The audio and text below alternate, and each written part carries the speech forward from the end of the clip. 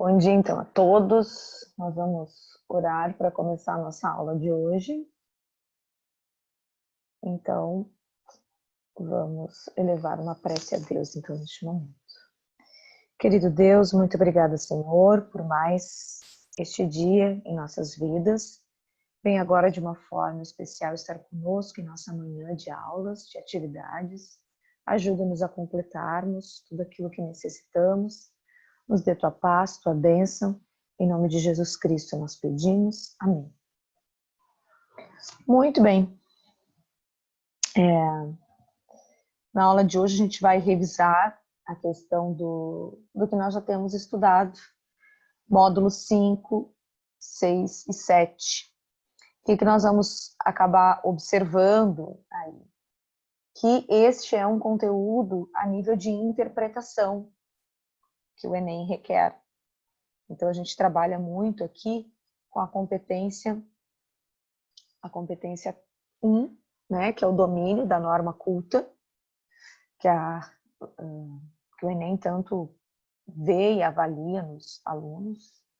Então, se ele tem a noção dessa questão de como a norma padrão da língua portuguesa se comporta nos textos, na escrita, na fala, e por isso que a gente trabalha a questão da variedade linguística, que é esse momento de nós percebermos que aspectos sociais, geográficos, de gênero, eles implicam também na questão da nossa linguagem.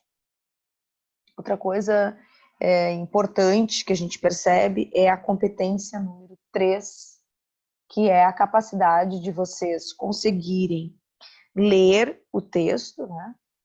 E na própria leitura conseguir de uma forma bastante equilibrada selecionar, relacionar, organizar todas as ideias que estão sendo informadas ali para a obtenção de um sentido.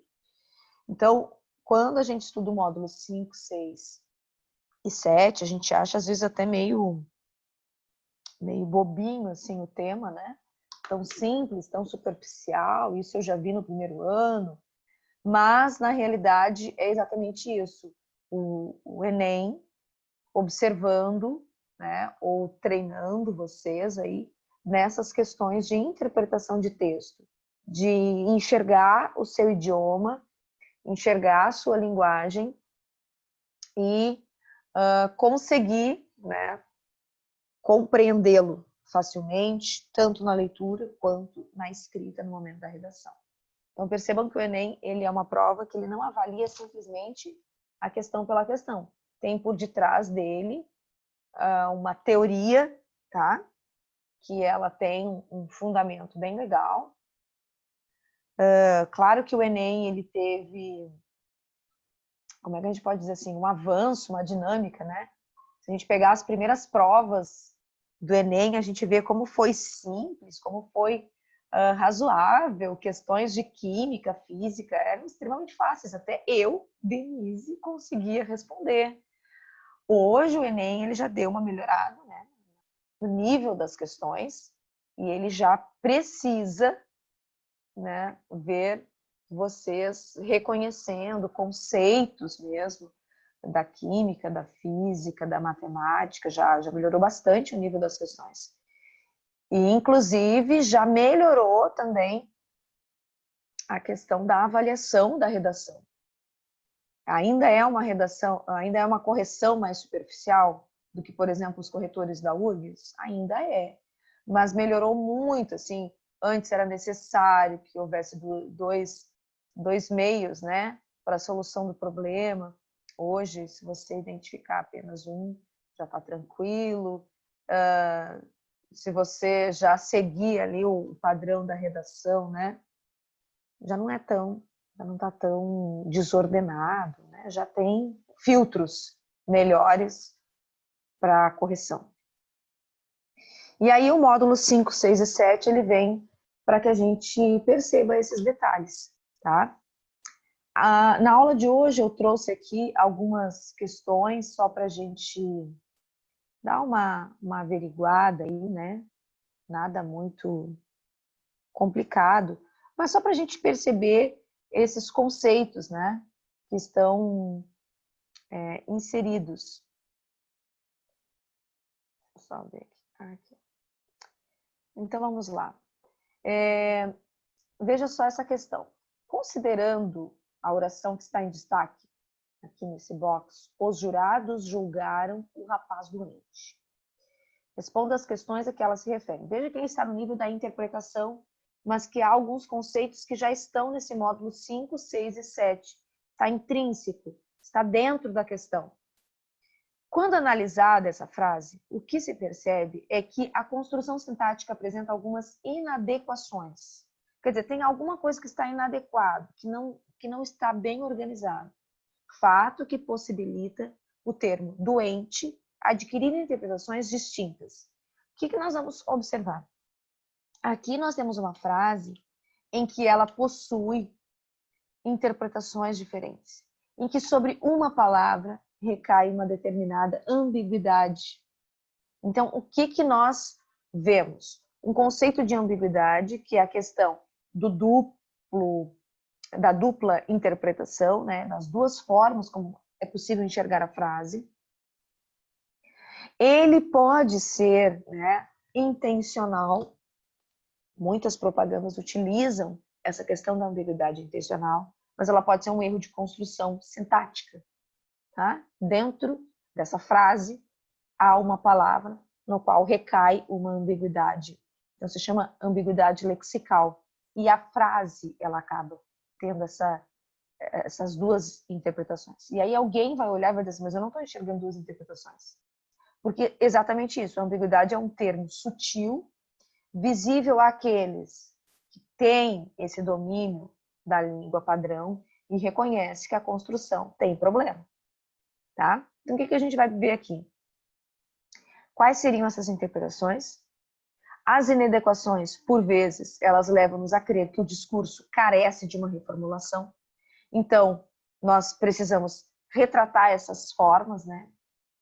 E observar aí a importância e organizar, né? Para que a gente perceba que a mensagem ela precisa estar clara e objetiva. E, depois de atribuídas essas mudanças, como que será que essas frases ficariam na voz passiva? Então, olha só como poderiam ser as respostas. Então, a frase era, os jurados julgaram o rapaz doente. A ideia, tá, ela permite duas interpretações. O rapaz estava doente quando julgado, ou o rapaz foi considerado doente. Ah, que cara doente, né? Não, o cara estava muito doente. Então, percebam que eu tenho, nessa frase, eu estou com duas possíveis interpretações. E aí, o que o Enem pede em algumas questões para vocês? Que vocês reformulem, ou seja, que vocês encontrem, na verdade, né?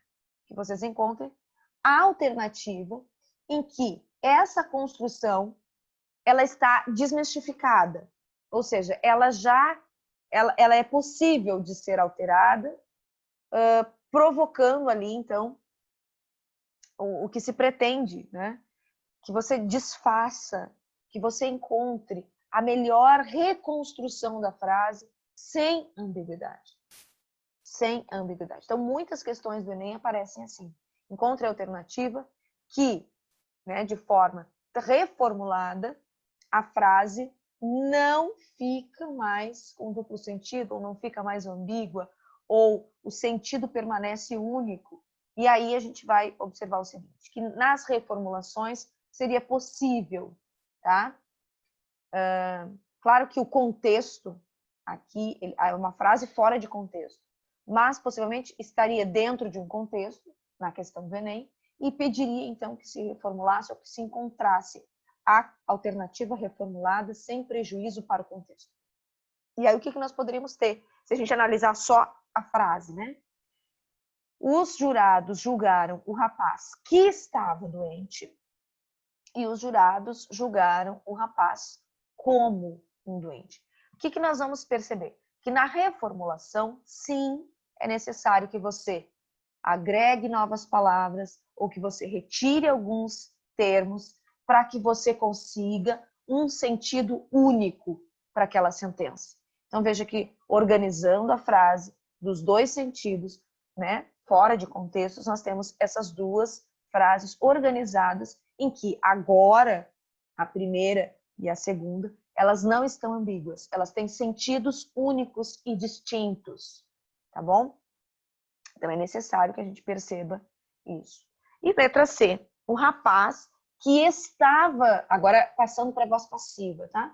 O rapaz que estava doente foi julgado pelos jurados. E a segunda, o rapaz foi julgado pelos jurados como doente. Então, o que a gente vai ver? Que na voz passiva, o meu sujeito, ele é paciente. Como assim paciente? Ele não realiza a ação da frase.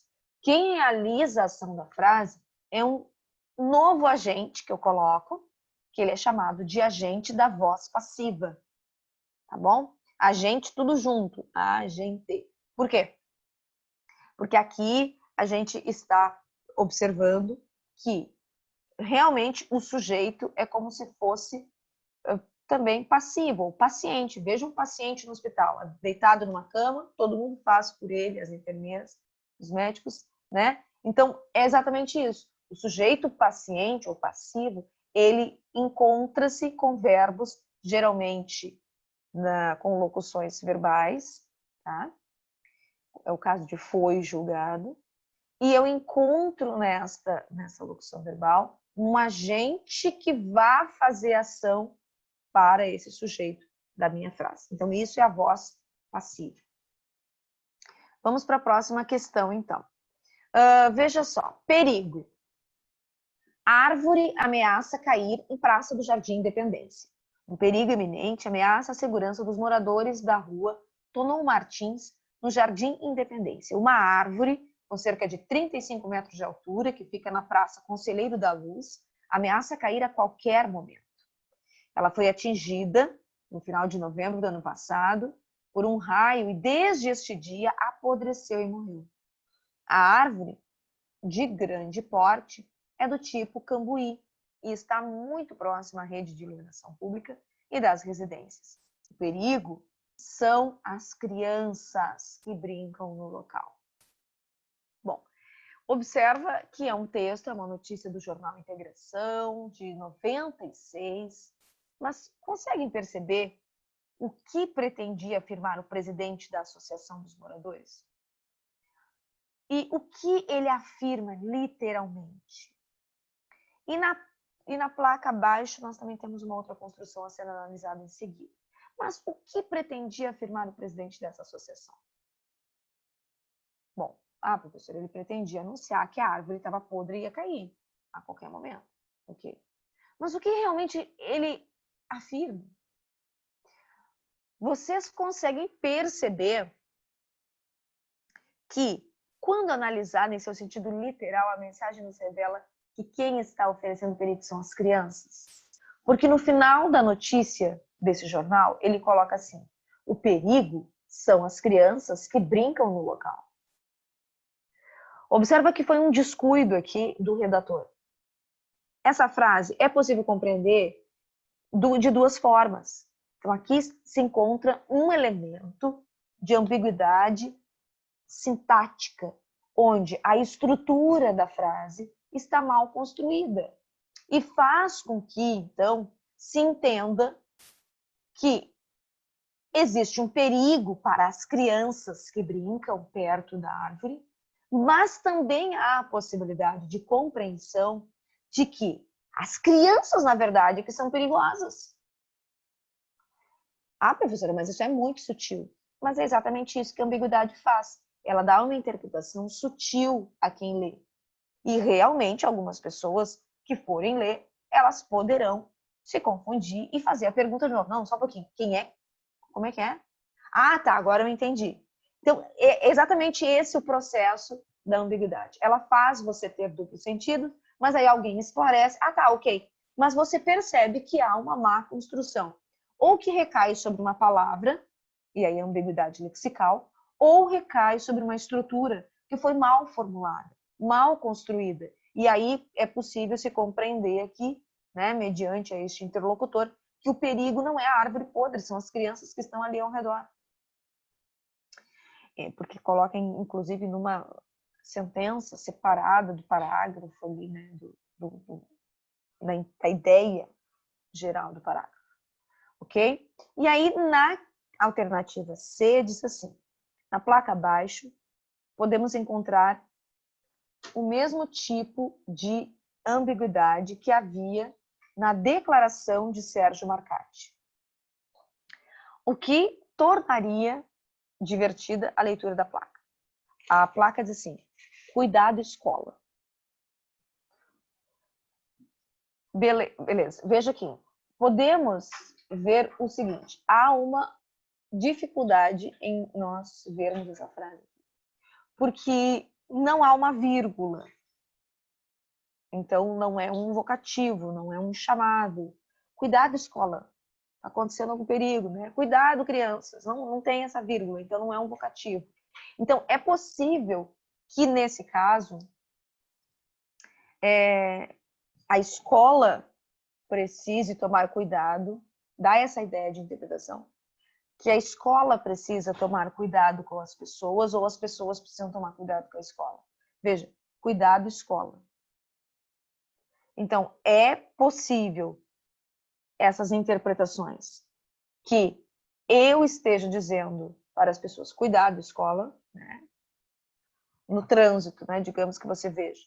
Ou, né? Cuidado escola, né? Tem muita gente entrando dentro de você.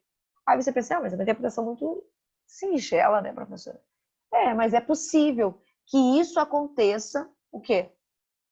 No discurso de quem está pronunciando, a entonação da voz, e na escrita é possível também que as pessoas acabem notando e se confundam e precisem de uma informação a mais para poder desmistificar essa questão, tá? E aí, deixa eu só pegar aqui, eu peguei para vocês um vídeo, tá? Bem interessante, que também trata dessa questão da ambiguidade, né? Que a gente acaba percebendo muitas vezes que ela acontece de forma tão sutil, mas ela é importante, né, que nós venhamos a reconhecer que existe um outro elemento também junto da própria semântica, que nós chamamos ela de pragmática. Enquanto a semântica ela está ali preocupada em decifrar os sentidos, né, da escrita, nós temos ainda a questão da pragmática, que é a funcionalidade de tudo isso. Como que o interlocutor ele enxerga, né, essa questão de como está funcionando essa minha linguagem. Então, quando a gente observa esses termos, né, aí a gente começa a perceber que a nossa linguagem ela precisa estar muito bem organizada, tanto na escrita quanto na fala. Então, eu vou compartilhar aqui um vídeo que eu encontrei na internet, eu achei bem interessante, também é uma professora de língua portuguesa, mas ela acaba falando, ou dando uns exemplos bem legais, assim, de como a gente consegue enxergar essa questão da semântica e da pragmática. Gente, bom dia, tudo bem? Boa tarde. Eu sou a professora Bruna Vilas Boas, estou aqui novamente para dar um oi, né? Dando ar da graça novamente. Poxa, desculpa, gente, não ter voltado aí, mas estou muito feliz com a galera se inscrevendo no canal. Muito obrigado, né? Pode curtir, compartilhar, já deixa o seu like aí. Mas vamos que vamos, né, galera? Hoje a aula vai ser sobre semântica e estilística. É um conteúdo que a galera tem muita dificuldade ainda. Por quê? A galera não sabe o que é semântica, não sabe o que é pragmática, e aí eu vou falar pra vocês o que é cada um deles, tá bom? Vamos lá? Enfim, o que é semântica? A semântica é a área da linguística que estuda o sentido das palavras. Então não é somente, Bruno, é o sentido, ok, a pessoa já fala, né, sentido. Não é somente isso, tá? Quando a gente fala em semântica, a gente está falando de polissemia. O que é polissemia? Vários sentidos da palavra. Quando a gente fala de, por exemplo, um exemplo de polissemia, por exemplo, seria, o banco do carro está molhado. Vou aguardar. A palavra banco não é só banco. Banco pode ser o banco que eu vou sacar o dinheiro da conta, né? Outros casos também que não são menos importantes. Por exemplo, acento agudo, circunflexo, ou acento do banco, né, ali do ônibus, por exemplo. São diferentes, polissemia. Nós temos também as palavras que são hiperônimas e hipônimas. Hiperônimos são as palavras que são gerais, né, e que têm ali suas ramificações tornando-as hipônimas. Nós temos as palavras que são homônimas, que tem as homógrafas e as homófonas, que entra na parte de heterófonas e heterógrafas também. Aí isso aqui são cenas de próximos capítulos, mas resumindo, são grafias iguais, fonologia iguais ou grafias diferentes e fonologia diferente, por exemplo. Então a semântica vai além, não é somente saber que é o sentido. Já a pragmática, veja bem, que tem muita gente que confunde, não sabe ou não sabe diferenciá-las, né? São duas palavras muito parecidas. Pragmática tem a ver com contexto. Pense bem. Contexto, ou seja, quando a gente fala em pragmática, a gente está falando, eu gosto de dar esse exemplo assim, pense na seguinte situação, o aluno passou no concurso, e aí falou o seguinte, ele conseguiu acessar lá o site, viu às 3 horas da manhã que passou no concurso que ele queria, do sonho dele, ou no vestibular, que é o do sonho dele, medicina, sei lá, direito, que ele queria. E aí ele liga pro pai e pra mãe, ele estava viajando, enfim, e ligou, pai, caraca, eu passei, no vestibular, eu passei no concurso. Aí o pai fala, você viu que horas são? Independente da notícia ser muito boa, ele fala, você viu que horas são? Chateado, lógico, né? Mas ao mesmo tempo feliz. Outro contexto é a mãe acordando o filho de manhã, filho, acorda, você já viu que horas são? Docemente.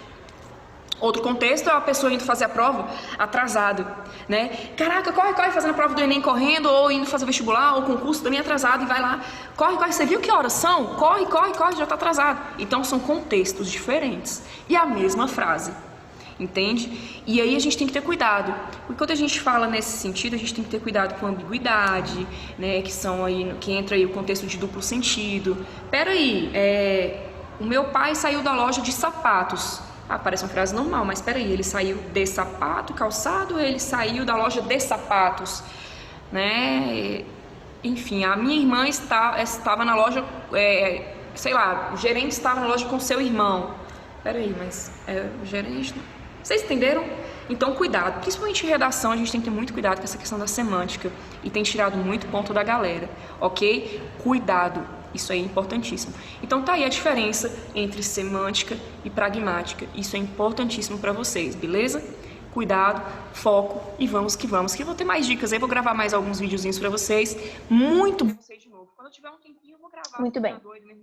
Então, o que a gente acaba observando, tá? É exatamente isso que ela diz, né? A Bruna fala. Como a gente precisa se importar com a interpretação que nós damos ou a construção que nós fazemos, sendo ela na nossa oralidade ou na nossa própria escrita. Desfazer esses problemas de construção para que a interpretação ela seja possível. E aí, volto a dizer, é como a prova do Enem é organizada.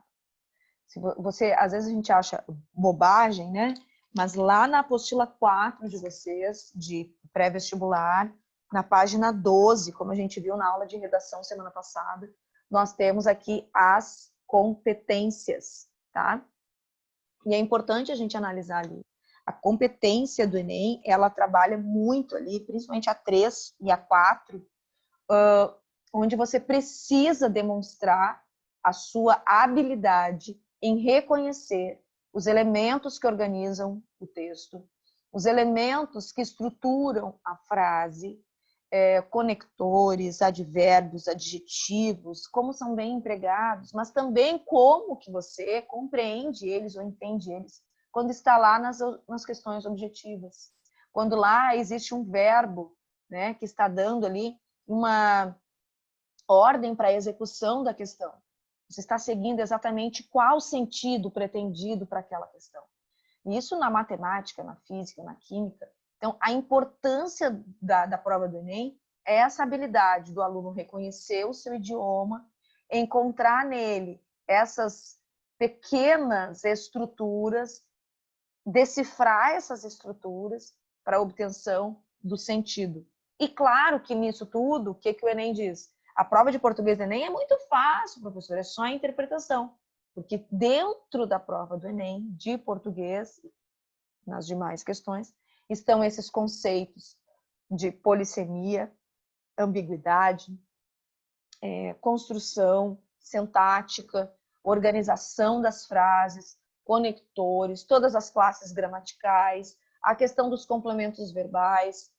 Tudo isso está dentro das questões, dentro da própria estrutura. E o aluno ele precisa ler a questão e saber que por detrás daquilo, o sujeito está mal empregado, essa frase está na ordem indireta, essa frase está tendo um duplo sentido, essa frase aqui está trazendo um termo que é polissêmico, eu tenho que cuidar para eu entender exatamente a alternativa que melhor se encaixará no que o enunciado está pedindo, está convocando para mim.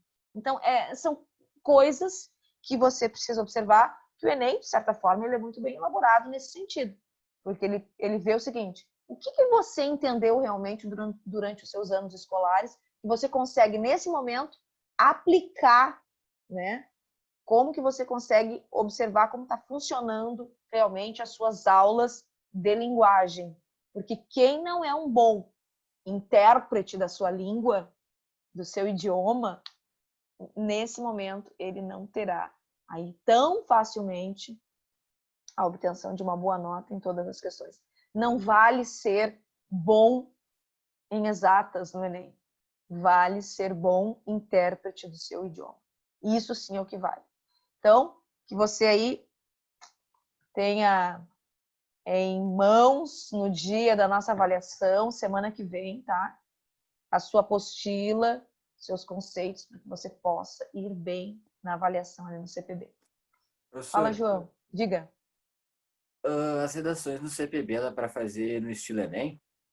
Isso. Uhum. Tá bom, muito obrigado. Tá? A correção vai ser assim também. Vocês viram, né? Eu acho que foi na aula de hoje que eu acabei deixando os links, né? Eu deixei marcada, listada até o dia 24, ela vai aparecer para vocês todos os dias. Então fica tranquilo, se você já fez, mas por que apareceu essa aula de novo para mim aqui? Se eu já fiz, já está até marcada que eu concluí. É só para sinalizar para aqueles que acabam esquecendo. Então, essa aula ela ficou listada, fixa na listagem de aulas, mas no dia 24 ela desaparece, tá? Eu deixei marcada ela lá no alto. Beleza, gente? Então vai lá, toma uma aguinha, um cafezinho, tem a próxima aula depois, né? Beijo. Até semana que vem? Não, ainda tem aula, acho que na sexta. Beijão. Tchau, Sora. Tchau, tchau. Tchau, Sora. Tchau, Laura. Tchau, tchau.